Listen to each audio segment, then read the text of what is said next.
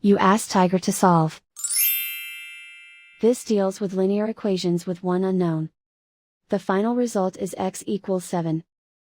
Let's solve it step by step. Group all m terms on the left side of the equation. Subtract 3x from both sides. Group like terms. Simplify the arithmetic.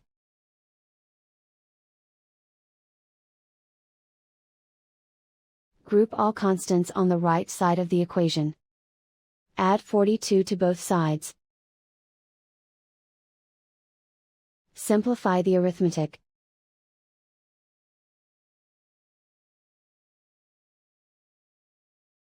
Isolate the m.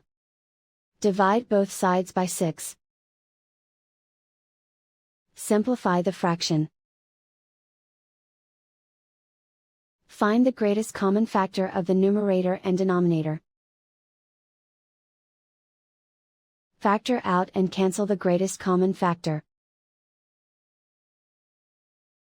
And so the final result is x equals 7.